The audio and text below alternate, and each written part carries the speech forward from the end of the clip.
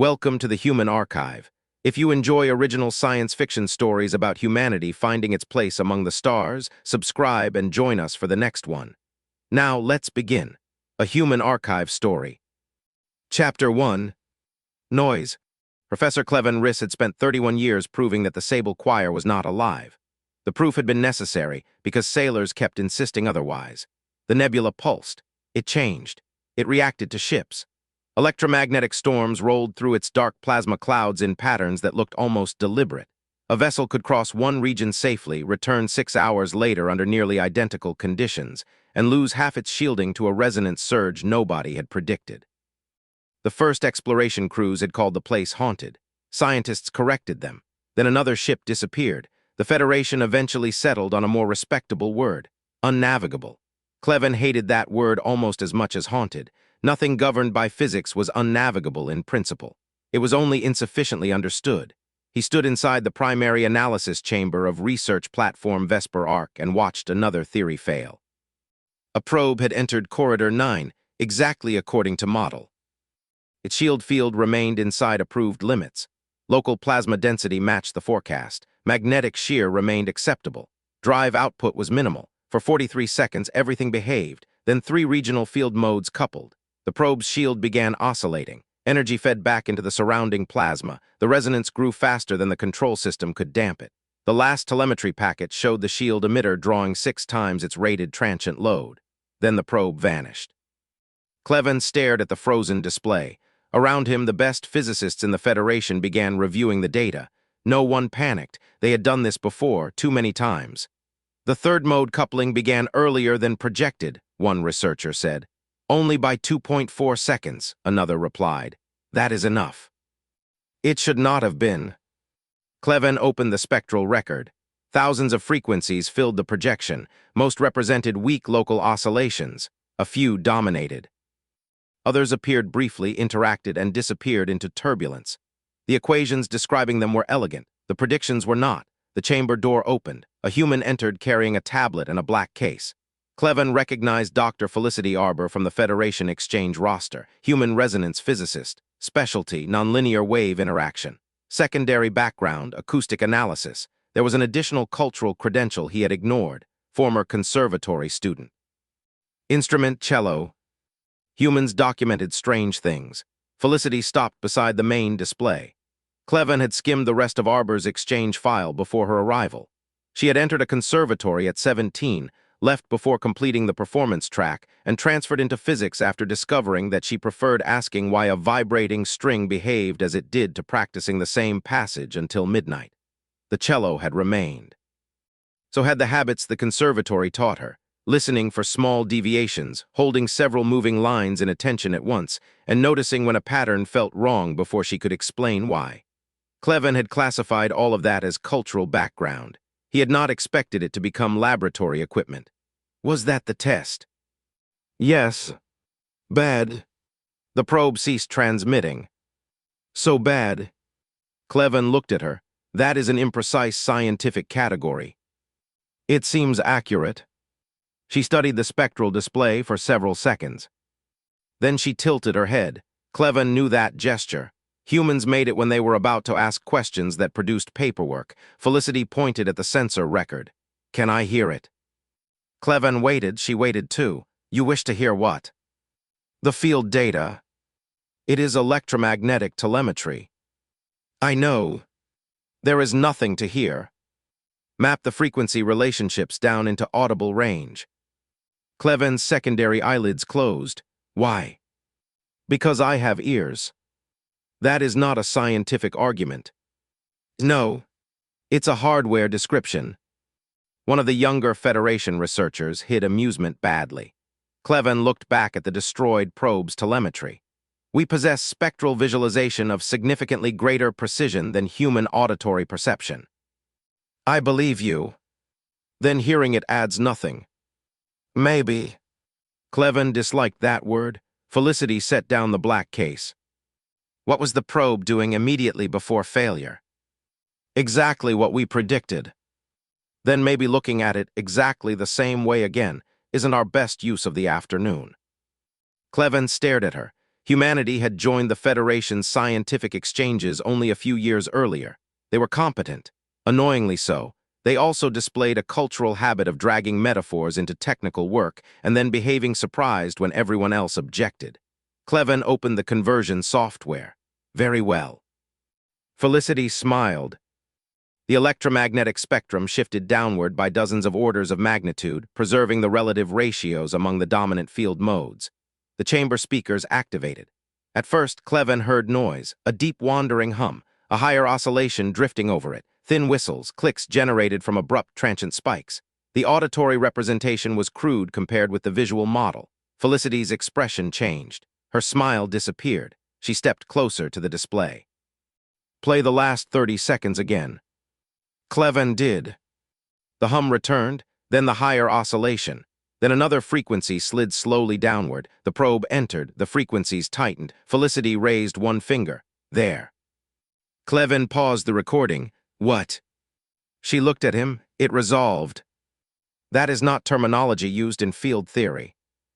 No. What resolved? Felicity looked toward the spectral plot. I'm not sure yet. Klevan folded his arms. That is reassuring. She ignored him. Play it again. He did. This time, Klevan listened too. Chapter 2. The Best Mathematics in the Federation. Felicity spent the next day proving that she was not stupid. Klevan found this inconvenient. He had expected her musical approach to collapse as soon as she encountered the mathematics beneath the Sable Choir. Instead, she asked the right questions. She did not answer them better than he did. That mattered. Klevan showed her the current nonlinear model, including plasma density gradients, magnetic filament interactions, drive field coupling, shield harmonics, gravitational noise, and the dozens of dynamic variables that made reliable prediction difficult. Felicity followed perhaps two-thirds of it comfortably. The remaining third forced her to stop him repeatedly. At one point, she stared at a tensor representation for several seconds before saying, I know what every symbol means individually, and somehow the sentence is still insulting me. Klevan almost laughed. Instead, he explained it again. She listened, then nodded. Okay, I believe you.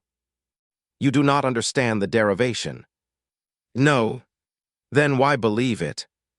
Because you're the person who has spent 30 years doing this. Klevan found himself unexpectedly pleased. Felicity enlarged the spectral history from the destroyed probe. You already catalog harmonic locking. Of course. And phase coupling. Yes. Beat frequencies. Yes. Mode capture. Yes. Weak synchronization. Yes. Felicity leaned back. So you know all the ingredients. Klevan's patience thinned. I have been attempting to explain that. I'm not arguing. Then what exactly do you believe your auditory transformation contributes? She stared at the display. Context. That is vague. I know. Klevan's lower hands tightened behind his back. Felicity noticed. You're doing the annoyed thing. I am Myrathi. We have several annoyed things. This one means I'm being insufficiently precise. Yes. Fair. She walked to the projection wall. Your system tracks every important frequency. Yes. It tracks how they couple. Yes. And your model looks for combinations that exceed danger thresholds. Yes. Felicity pointed at the histories, but each event is treated as a state transition. Because that is what occurs. What if the important thing isn't only the state? What if it's the path between states? Klevan frowned. The derivatives are included. I don't mean mathematically. That sentence concerns me. I know. She pulled the sonified record onto another display. Musicians don't hear a chord only as a stack of frequencies. We hear where it came from, where it feels like it's going, which tone is pulling against another, whether tension is increasing, whether something is trying to settle. Frequencies do not try. Correct. That's human language doing what it does. Klevan said, everything you are describing can be represented mathematically. Absolutely. Then why music? Because a representation can be accurate and still make some patterns hard for a brain to notice. That gave him pause. Felicity continued. Your software sees more than I ever could. But you're asking it to classify physical events using the categories you told it mattered. Yes. What if the useful category is one nobody thought to name? Klevan looked toward the spectral display. That is possible. Good, now we're getting somewhere. I did not say probable. I'll take possible. She played the failed probe sequence again. This time she isolated the strongest 3 modes. The sound became cleaner. A low sustained tone, another above it, a third sliding. Felicity listened. This relationship here. Klevan examined the numerical ratios, approximately 3-2. Near a perfect fifth in Western equal temperament terms, not exact. You named a simple harmonic ratio. Yep. That has been known to physicists for millennia. Also, yep. Then I remain unimpressed. Felicity smiled. Wait. The third mode approached. The resulting sound became strangely stable. Then the probe's shielding appeared in the sonification as another tone. The whole structure tightened. Felicity paused. You're looking for the dangerous combination after the modes lock. Yes. I think we should look for how they approach locking. Klevan studied her. You believe the progression carries predictive information. I think it might. Based on music. Based on physics. She tapped her ear. Music just taught me to notice it. That answer was harder to dismiss. Klevan opened a new analysis workspace. Show me. Felicity smiled. Now you're speaking my language. I assure you I am not. Chapter 3. Make it audible. They began with 2 years of failed probes. There were 37. Felicity listened to all of them. Klevan considered this inefficient until he realized she was not merely listening. She annotated, dominant interval narrowing. Third mode enters late. Phase drift accelerates. Repeated low-frequency pulse precedes coupling. Shield modulation becomes tonal anchor. Her musical labels irritated him. Her timing did not. She repeatedly marked transitions, seconds, before Klevan's established instability metrics rose. Not always, often enough. They compared successful probes. Different patterns appeared. Some contained similar intervals without destructive coupling.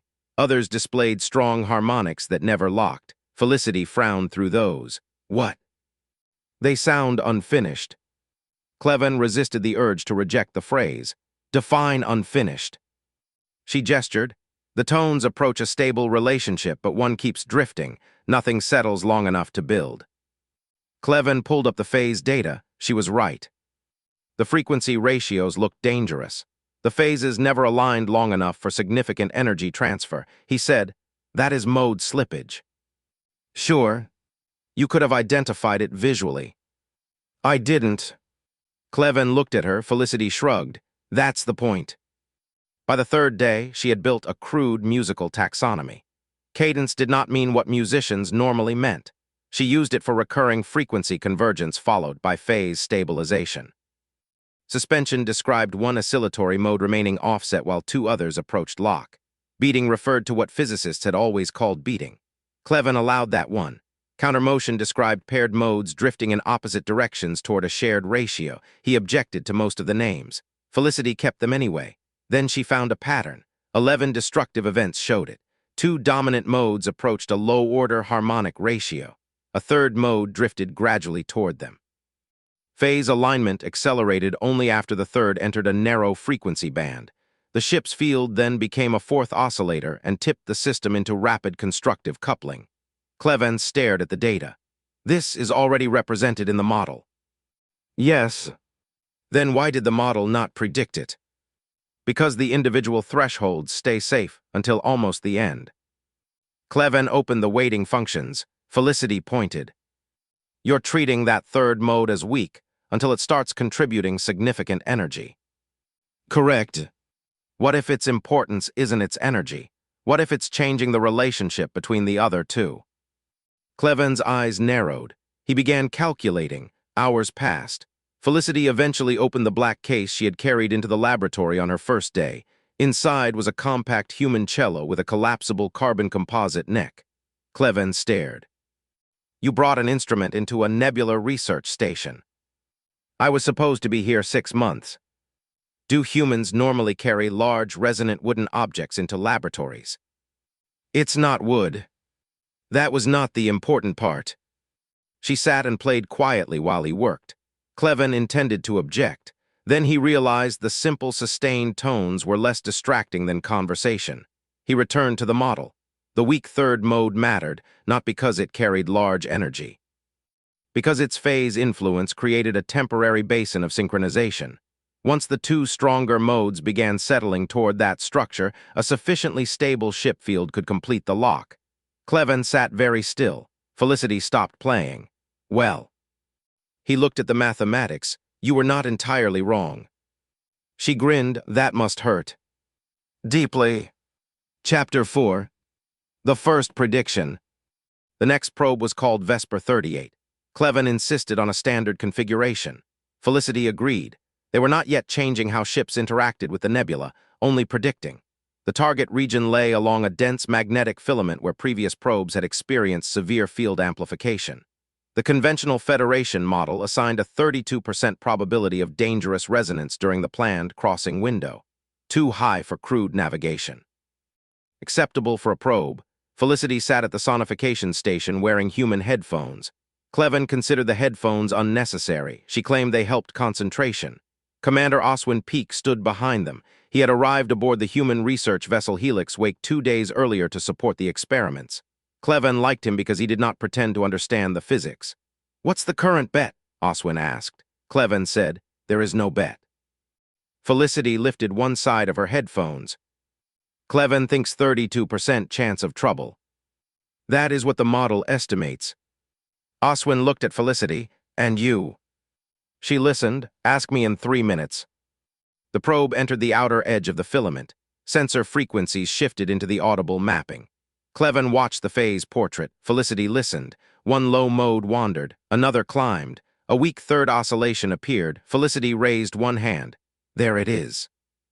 Klevan saw nothing abnormal. The weak mode. "Yes. It's late. That distinction is not currently meaningful. Give it a second." The third mode continued climbing. Felicity leaned toward the display. "It's going to pull the upper mode down." Klevan frowned. The upper frequency had been increasing for 6 minutes. His model projected continued drift. Then it slowed, stopped, began falling. Klevan's eyes widened. Felicity said, "Delay the probe." Oswin looked at him. Klevan checked the developing phase relationship. Conventional danger probability jumped from 32 to 41%. Not enough by Federation protocol to abort. Felicity said, "Klevan." He made the decision. "Hold entry." The probe fired braking thrusters and stopped before the central filament. 14 seconds later, the 3 regional modes phase-locked. The local field surged. The probe's shield registered a spike even from outside the corridor. Had it continued, the amplification would have exceeded emitter tolerance. The resonance faded after 21 seconds. No one spoke. Felicity removed the headphones. Oswin looked between them. "So." Klevan stared at the plot. Felicity waited. He said, "You predicted the transition before our instability metric crossed abort threshold." "Yes." "By 14 seconds." "Yes." Oswin said, "Is 14 seconds useful?" Klevan looked at him. "In the Sable Choir, 14 seconds is an eternity." Felicity smiled. Klevan pointed toward her workstation. "Again." She blinked again. "One successful prediction is anecdotal." Her smile broadened. "That is the most romantic thing anyone has ever said to me." Klevan ignored her. The next test was scheduled. Chapter 5. The wrong note. The second prediction failed. Klevan found this comforting. Vesper 39 entered a region showing almost the same harmonic approach as the previous test. Felicity heard it. Klevan's revised model detected it. They held the probe. Nothing happened. The frequencies converged, then drifted apart. No dangerous amplification, no phase lock, no shield surge. The probe waited outside a corridor that would have been perfectly safe. Oswin leaned against the wall. False alarm. Klevan answered before Felicity could. "Yes." Felicity replayed the data. "Maybe." Klevan almost enjoyed that word this time. "You predicted a resonance event. It did not occur." "I noticed." "The hypothesis is incomplete." "Also noticed." She listened again, then again. Klevan pulled up the previous successful event. The spectral shapes looked similar. Frequency ratios nearly identical, field strength comparable, plasma density close. He began comparing derivatives. Felicity stopped him. Play both. At once. Sequentially. He did. The first event sounded like slowly tightening harmony. The second sounded similar, yet something about it was less stable. Even Klevan could hear a subtle pulse in the background. Felicity sat forward. There. Klevan looked at the data. What? The timing. Clarify. The pitches are close, but their cycles don't land together. Klevan brought up phase. The relationship oscillated. She continued. They approached the same interval, but they never hit it at the same moment for long enough. It's like three musicians playing the right notes on different beats. Klevan stared. That is phase mismatch. Yes. We already track phase. Then why didn't we weight it strongly enough? He pulled up the algorithm, because their earlier focus had been on frequency convergence. Phase had been included as a late-stage amplifier variable. Felicity pointed toward the sonified record. The rhythm tells you whether the chord can happen.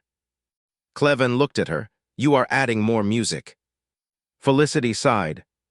Unfortunately, the Nebula appears to be adding it first. Oswin laughed. Klevan did not, but he saved the phrase in his notes. The next week became unbearable. Felicity introduced concepts Klevan considered artistically imprecise and physically suggestive. Polyrhythm, syncopation, pulse, cadence, tension. She did not use them as replacements for mathematics. She used them as questions. If two modes beat against each other at a regular rate, what happens when a third oscillations phase cycle matches that beat? Weak mode repeatedly interrupts another at a predictable interval. Does that alter the probability of synchronization? If a system approaches harmonic lock but repeatedly slips, can a ship deliberately encourage the slip? Klevan translated each question into equations. Many failed, some did not. The model improved, not dramatically. Then suddenly enough, prediction windows doubled, false positives fell. Several dangerous transitions became visible before conventional thresholds rose. For the first time in 31 years, Klevan watched a model of the Sable Choir predict something useful before it happened. He should have been satisfied. Felicity was not. She stared at the shield field simulations. We're still assuming the ship is passive. Klevan knew that expression. No. I haven't asked the question. No, anyway. What if the ship changes key? Klevan closed all four eyes. Chapter 6. Counterpoint. Federation ships preferred stable fields, stable drive frequency, stable shield modulation, stable reactor output. Engineering liked predictability. The Sable Choir liked it too. That was the problem. A stable ship field entering a region near harmonic lock could become the final oscillator needed to complete a resonant structure. Felicity proposed making the ship less stable. Klevan initially called the idea irresponsible. She called it deliberate. They argued for an hour. Then Oswin intervened. Can one of you explain this using words I can put in an operations order? Klevan answered. Dr. Arbour proposes intentionally modulating the shield field frequency away from peak efficiency. Oswin looked at Felicity. Why? Because efficient resonance is exactly what keeps trying to kill us. Oswin considered. That I understand. Klevan displayed the control limitations. Shield emitters cannot change frequency arbitrarily. Excess modulation causes internal heating and reduces protection against external radiation. We don't need arbitrary, Felicity said. We need enough motion that the nebula can't hold us. Assuming we can predict what it is attempting to hold. Your model can. Imperfectly. So we give it options. The first modified probe carried adaptive shield control. As it entered a resonance-prone filament, the algorithm monitored dominant local modes and changed shield modulation whenever the field approached dangerous phase compatibility. The probe sacrificed approximately 8% average shield efficiency. Klevan disliked that number. Felicity did not care. The first resonance began, the probe's field almost joined it, then shifted, the phase lock slipped. A second local mode caught the new frequency. The system shifted again, that lock slipped too. The probe passed through. Klevan stared at the telemetry, no destructive amplification, no runaway emitter load. The local nebular fields still fluctuated violently. The probe simply refused to stay synchronized with them. Felicity leaned toward him. Counterpoint. No, it literally is. It is adaptive phase avoidance. Counterpoint. Klevan looked at Oswin. The human commander raised both hands. I am not entering this dispute. The second probe survived. The third did too. The fourth suffered shield damage when the algorithm shifted too slowly during a rapid transition. They adjusted it. The fifth crossed the region that had destroyed Vesper 37. Klevan watched the probe emerge intact. For 31 years, the Federation had treated unstable resonance zones as weather. Wait until they quieted, predict safe windows, avoid the worst regions. Humans had suggested something different. Do not wait for the weather. Change how the ship interacts with it. Klevan looked at Felicity. She was already reviewing the next test. Do humans ever become satisfied? Sometimes. When? Usually after lunch. He checked the time. You already ate. That explains why I'm difficult again. Chapter 7. The Trap. The Sable Choir did not appreciate success. Klevan knew that was anthropomorphic. He thought it anyway. The research expedition had just completed its 7th crewless adaptive field test when the nebula changed on a scale no model predicted. The first sign was gravitational. A dormant plasma current near the southern edge of the expedition suddenly accelerated. Then a magnetic filament thousands of kilometers long shifted orientation. The resulting disturbance propagated across the local region. Vesper Ark's warning systems activated. Klevan ran to operations. Oswin arrived from Helix Wake by secure hollow. What's happening? Klevan studied the system. A regional restructuring. That sounds bad. It is rare. Still sounds bad. Felicity entered from the analysis deck. Her hair was tied back badly and she carried no instrument this time. She looked at the tactical map. The expedition occupied a relatively calm pocket inside the nebula. Their established return corridor lay behind them. The new disturbance had crossed it. Field instability there was rising by the minute. Klevan tried alternate routes. The first required 11 days. Life support could handle it. Radiation shielding could not. The second route passed through a high-density dust field and would likely damage 3 of the smaller research vessels. The third was worse. Oswin asked, "What about straight out?" Klevan looked at him. That route passes through the choir's most active central resonance zone. Distance: less than a third of the long route. Danger? Klevan did not answer immediately. Felicity did. Extremely. Oswin leaned toward the projection. Can the adaptive fields do it? On probes, Klevan said. Not what I asked. We do not know. The expedition contained Vesper Ark, 3 Federation research vessels, Helix Wake, 2 support ships, and several smaller tenders. Hundreds of people. A probe failure was data. A crude failure was death. Klevan opened the radiation forecast. The long, safe route worsened as the regional disturbance expanded. They had perhaps 30 hours before accumulated exposure became unacceptable for the least shielded vessel. Oswin looked at Felicity. She was staring at the central resonance maps. What? She pointed. The probe algorithm assumes 1 ship. Klevan immediately understood. Multiple ships traveling together would each introduce their own field. Their adaptive shifts could interact. 1 vessel could successfully avoid local resonance while accidentally pushing another toward it. Oswin exhaled. So we spread out. Too far, Klevan said, and we lose shared sensor correlation. The central zone changes faster than isolated ships can map safely. Felicity walked to the main display. We don't spread out. Klevan looked at her. We coordinate. That is a far more complicated problem. Yes. On a system we have tested only on probes. Yes. With hundreds of lives. Felicity met his gaze. Yes. Klevan expected bravado. There was none. She looked afraid. That helped. Humans who appeared fearless were often about to do something intolerable. Felicity was afraid and still working. Oswin said, "Build me the least terrible option." Klevan looked at the closing safe corridor, then at the central zone. We have less than a day. Oswin nodded. Then we'd better be efficient. Felicity looked at Klevan. No orchestra has 1 instrument. He stared at her. If you call my expedition an orchestra, I will revoke your laboratory access. After we get out.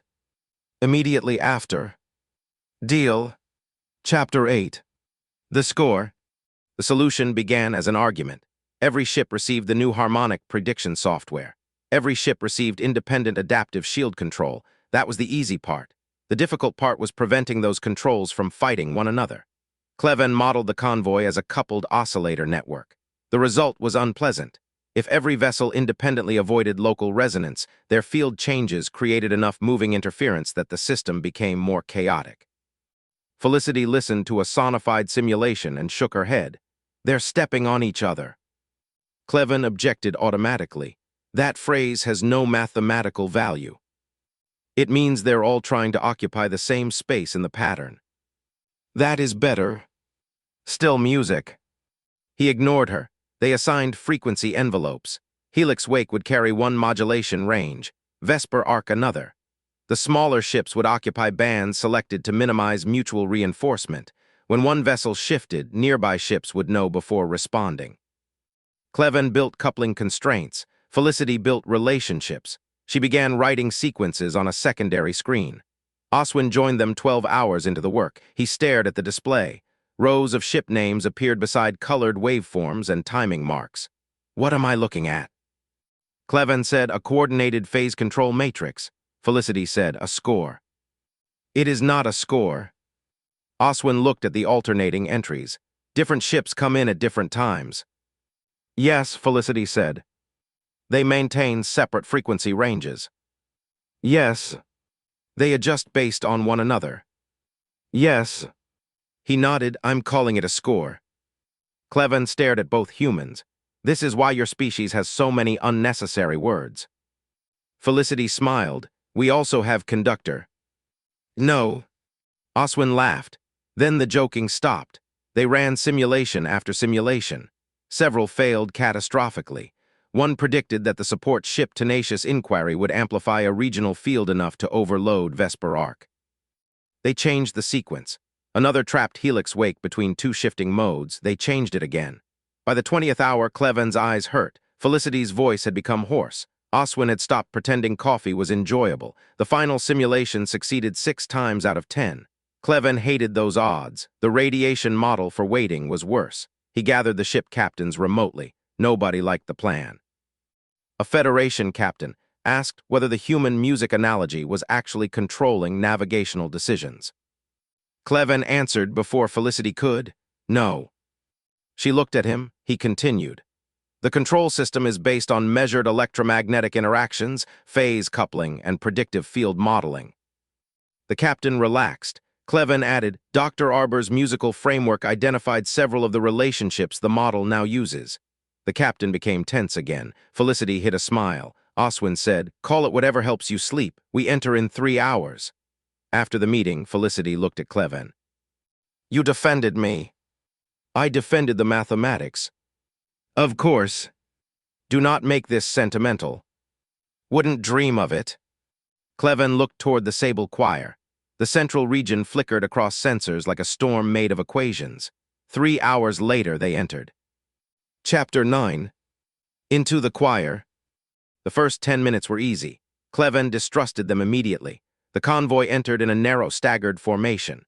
Vesper Arc remained near the center because its sensor suite was strongest. Helix Wake flew forward and slightly above the plane. The support ships occupied carefully selected positions behind. Field control data moved continuously among them. Felicity sat beside Klevan in Vesper Arc's analysis chamber. She wore headphones again. Klevan watched the mathematical model. A low regional mode strengthened. The forward ships shifted modulation. The phase relationship slipped, safe. Another frequency rose from behind the convoy. The rear support ships adjusted, safe. For 12 minutes, everything worked exactly as predicted. Klevan began to hope. Then the Nebula introduced a new mode. It appeared across 3 magnetic filaments simultaneously. Felicity pulled off one headphone. That wasn't in the forward map. Klevan was already calculating. It propagated from our port-side disturbance. Us. Possibly. The convoy itself had altered the environment. The new mode began coupling with 2 others. Prediction probability rose. Klevan transmitted a correction. 3 ships shifted field envelopes. The lock failed. The convoy continued.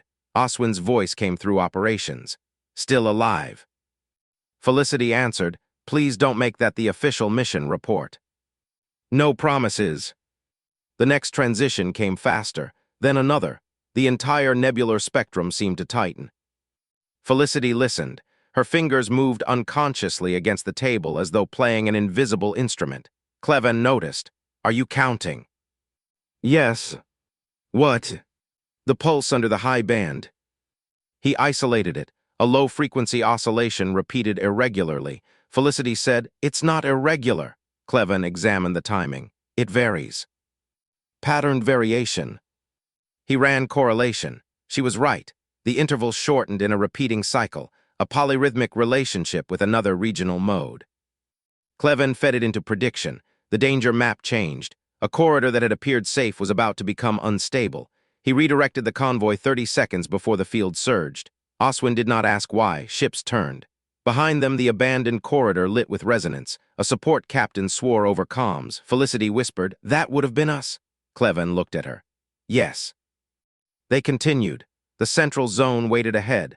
Klevan watched it approach with an unease he refused to call fear. 31 years of work had taught him the Sable Choir's favorite lesson. Understanding a system did not oblige the system to become gentle. He had built models after lost probes, after abandoned routes, after memorial reports for crews whose ships had entered on predictions that had looked acceptable until the final seconds. The point of science, he had always believed, was to replace superstition with explanation. Yet explanation without prediction had begun to feel like a more sophisticated form of helplessness. Now, for the first time, his equations and Felicity's strange auditory language were giving hundreds of people something better than an explanation. They were giving them a chance. Chapter 10. Modulation. The crisis began with a sound Felicity described as wrong. Klevan disliked that description. Then he heard it. The sonification had become familiar enough that even he recognized the established pattern. Low dominant oscillation, upper paired mode, repeated pulse, secondary drifting layer, then the entire structure began moving, not one frequency, all of them. The relationships remained similar while the absolute center shifted. Felicity stood. Klevan, I see it. No, you're tracking local ratios. Yes. The whole thing is moving. He stared at the global spectrum. She was right. Their model was classifying each mode separately because the relative relationships remained within known families. The entire harmonic structure was migrating into a new frequency region. Felicity said, "It's modulating." Klevan almost objected to the word, then stopped. What does that imply? Our score is avoiding the old center. Klevan understood. The convoy's field envelopes had been designed around the dominant resonance family measured before entry. If the nebula's entire coupled structure shifted, their safe bands would become unsafe together. He began recalculating. Too slow. The process involved too many vessels. Felicity pointed at a new relationship. Move helix wake higher. How much? She gave him an interval ratio. He translated it. Unsafe emitter temperature after 7 minutes. We need 3. Klevan checked. Acceptable. He sent the command. Move Vesper arc lower, Felicity continued. That risks coupling with the support ships. Then move them after us. Klevan calculated. One sequence failed. Another worked. He transmitted. The convoy shifted its field structure. For a moment, the dangerous resonance chased them, then slipped. Oswin's ship took a shield spike but remained within tolerance. Felicity listened. Again. Klevan saw the next transition. This time he was faster. Support group shift on my mark. 3, 2, 1. The ships adjusted. Nebular field rolled past them. Klevan realized he had stopped thinking of the convoy as individual vessels. He was seeing relationships, one ship's field against another. The surrounding modes, timing, entry, release. He hated how musical that sounded. Then the forward sensors changed. A broad resonance front formed across the entire escape corridor. Klevan stared. The magnitude was too large. No adaptive shift could avoid it. The convoy would reach the front in 6 minutes. Oswin's voice arrived. Options. Klevan ran them, turned back. Impossible. Stop. Radiation exposure and local instability would catch them. Split formation, likely catastrophic. Felicity removed the headphones. For the first time, she looked genuinely pale. We can't avoid that. Klevan said nothing. Oswin asked, can we go through?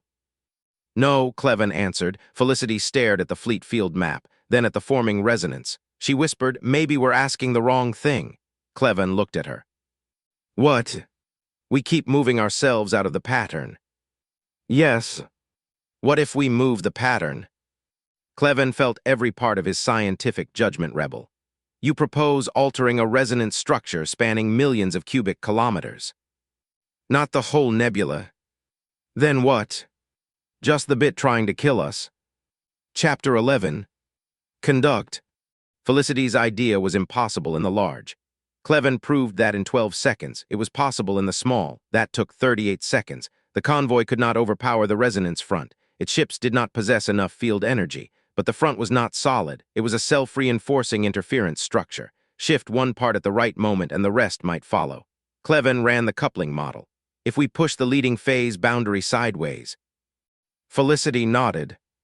The next section follows. If it does not, we die. Klevan looked at her. That is becoming a repetitive conclusion. Oswin broke in. I need instructions. Klevan enlarged the convoy. Felicity pointed at the forward 3 ships, not together, sequentially. He understood. If all shifted simultaneously, they reinforced one large pulse. If they entered one after another with controlled phase offsets, each could nudge the local field before the next arrived, like pushing a wave sideways. One ship, then another, a traveling interference pattern. Klevan began assigning values. Helix wake first, increase modulation by 4.2% and hold for 9 seconds. Oswin confirmed, ready. Not yet. Klevan watched the resonance front. Felicity listened. The sound grew denser. She raised one hand. Wait. Klevan trusted the mathematics. The equations said they could begin now. He looked at her. She shook her head. Not yet. The low modes approached alignment. The front strengthened. Klevan felt his pulse accelerate, then Felicity dropped her hand. Now. Klevan transmitted. Helix wake shift. The human ship's field changed. The local resonance bent. Barely. Klevan saw it. Felicity pointed at the second vessel. Bring them in.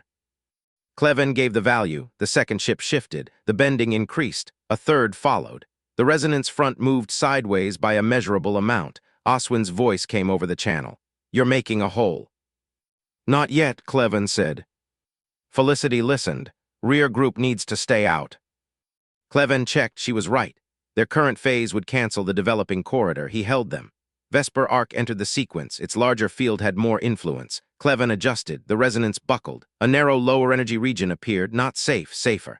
The convoy began moving into it. A new pulse formed on the starboard side. Felicity called it before Klevan's alert. He calculated the required response. Forward support down 3%. Vesper hold. Helix wake shift phase 12 degrees. Oswin answered, doing it. The pulse slipped. The corridor widened. Klevan could hear the sonification now without consciously translating it. One ship's field entered. Another answered. The nebula pushed. The fleet responded. He looked at the next vessel's timing. The words left his mouth before he considered them. Bring the next section in. Felicity's head turned. Even in the middle of the crisis, he saw her smile. Klevan pointed at the display. Do not. I didn't say anything. Good. The next ships entered. Their fields reinforced the moving safe pocket. The resonance front rolled around the convoy instead of through it. For 90 seconds, the expedition traveled inside a corridor they were creating as they moved, not by overpowering the Sable Choir, by conducting their own interference through it. Then the front destabilized. The corridor narrowed. One support ship reported shield overheating. Klevan adjusted its field downward. That weakened the port boundary. Felicity heard the change. Used tenacious inquiry. It is already near thermal limit. Only 6 seconds. Klevan checked possible. He transmitted. The support ship shifted. The corridor held. Another vessel cleared the resonance front. Then another. Helix wake crossed. Vesper arc followed. The last support ship approached. Its shield temperature climbed. Klevan watched the numbers turn red. Hold. The captain answered through strained comms. Trying. Felicity listened. 5 more seconds. Klevan's model said 7. He looked at her. She looked back. 5. He trusted her. At 5 seconds, the regional phase began to slip. Shift now. The support ship changed frequency. The resonance collapsed behind it. Its shields dropped to emergency mode. The vessel coasted into clear space. Every crewed ship had crossed. Klevan stared at the tactical display. No missing transponders, no emergency beacons, no dead vessels. Oswin's voice came through the channel. "Professor." Klevan realized everyone was waiting. He looked at Felicity. She had removed the headphones. For once, she had no joke ready. Klevan keyed the fleet channel. "All ships hold current safe formation. Begin thermal recovery." Then, because he was still himself, he added, "And nobody changes anything without permission." Oswin laughed. The sound spread over comms. Klevan allowed it. They had earned that much. Chapter 12. Clear space. The final probe was lost. Klevan did not mind. It had remained behind to measure the collapsing resonance front and transmitted until its shield emitter failed. That data would later become invaluable. The crewed expedition emerged from the Sable Choir with damaged shields, overheated emitters, one burned-out drive regulator, and 17 minor injuries caused mostly by sudden maneuvering and equipment failures. Everyone lived. That fact made the damage seem small. Vesper Arc spent 2 days in the nearest stable system recovering. Klevan slept for 11 hours. When he woke, Felicity was in the observation gallery with a compact cello. She played quietly, not scientific data, actual music. Klevan stood in the doorway. She noticed him. Klevan read the casualty report twice because the number seemed too small for what they had attempted. 17 injuries, no fatalities, no missing ships. For years, every successful encounter with the Sable Choir had been described in terms of what had not gone wrong. A probe that survived, a shield that stayed below failure temperature, a corridor that remained quiet long enough. This felt different. They had crossed because they had understood enough of the nebula's behavior to participate in it. Not control it, not tame it, participate. The distinction mattered to him more than he expected. "You survived." I had considered that likely after waking. "I mean the sleep." That was less certain. He entered, the melody continued. Klevan listened differently now. He could hear relationships he would once have dismissed as aesthetic description. Tension, expectation. A note held against another. Resolution. He still disliked most of the terminology. That did not make it useless. Felicity finished. Klevan said, "The modulation during the central crossing resembled what you were describing earlier." She smiled. "A key change." The physical system did not possess a key. "Please don't ruin this for me." It possessed a moving family of dominant harmonic relationships. "Close enough." Klevan looked through the observation window. The Sable Choir was visible only as a dark stain against the distant stars. "The Federation will want the navigation model." "Of course. They will test it for years." "Good. They will probably rename every musical variable." Felicity looked offended. "Absolutely not. It would improve rigor. It would improve boredom." Klevan sat. "Your terminology is inconsistent." "You used section during the crossing." His eyes narrowed. That was operational shorthand. "You conducted the fleet." "I coordinated phase transitions." "With sections?" "Yes." "In a score?" "No." Felicity laughed. Klevan almost did too. Then a message arrived from Federation Science Command. "Preliminary review requested. Navigation applications requested. Immediate expansion of the research program requested." Felicity read over his shoulder. "Looks like your unnavigable nebula has a scheduling problem." Klevan looked at the message. The Sable Choir had not become safe. It had not become predictable enough for casual travel. But the impossible region now contained a route. That was sufficient. Science rarely needed conquest. Sometimes it only needed entry. Chapter 13. The new map. The first official navigation trial entered the Sable Choir 4 months later. Klevan commanded the scientific portion. Felicity sat beside him. Oswin commanded the ship group. Nobody called it an orchestra during the formal briefing. Everyone called the control plan a coordinated harmonic phase navigation matrix. Then Oswin distributed copies labeled Score 1. Klevan objected. Nobody changed the title. The trial succeeded. Then another did. Routes appeared gradually. Some worked only under specific plasma conditions. Others remained too unstable for crewed ships. A survey vessel reached a star system behind the nebular core that had been inaccessible for almost a century. Another mission established a permanent sensor station inside a stable pocket. Federation engineers redesigned shield emitters to tolerate faster modulation. Mirathi mathematicians improved Klevan's coupled mode model. human signal analysts developed better sonification tools. Lithari acousticians joined the project and immediately made Felicity furious by suggesting a superior classification scheme. Klevan enjoyed that more than was professional. The Federation Navigation Academy created a new elective, applied harmonic pattern recognition.